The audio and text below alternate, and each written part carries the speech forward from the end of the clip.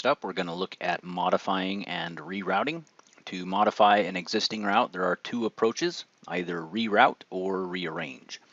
To reroute an existing route, there is no need to unroute a connection to redefine its path. Simply click on the route button and start routing a new path. The loop removal feature will automatically remove any redundant track segments and vias as soon as you close the loop and right-click to indicate that you are complete. We did enable loop removal earlier in the tutorial. You can start and end the new route path at any point, swapping layers as required. You can also create temporary violations by switching to ignore obstacle mode, which you can then later resolve.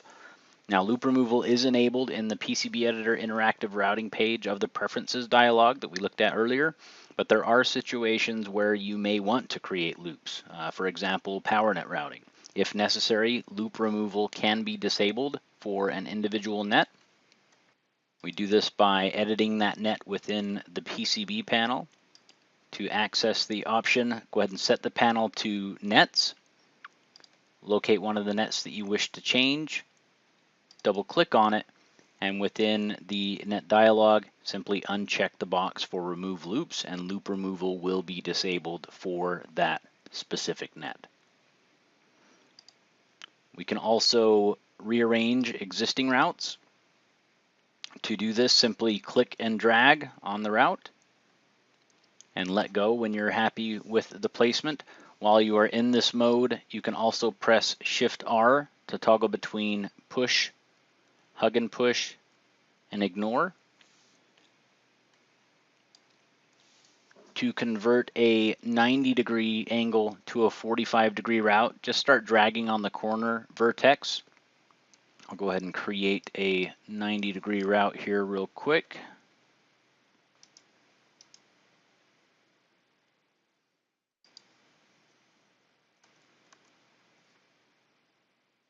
And this will also show you the loop removal. So I've now created a loop. I'm going to right click, and we can see that that old redundant segment is removed.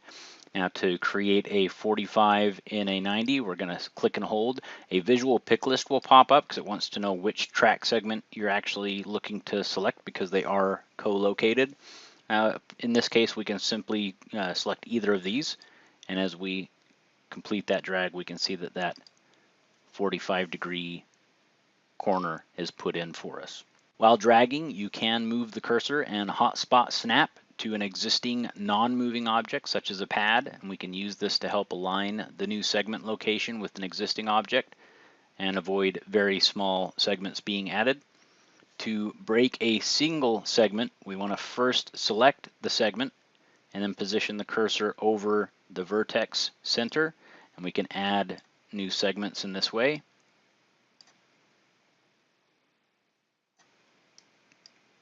And let's see, I also want to go ahead and modify this one, so we're going to go ahead and reroute this guy because I don't like it coming out the pad in that way. Shift space is what I'm pressing here to modify the corner modes, and again, once that is complete and I right click, the automatic loop removal will take out the old redundant section.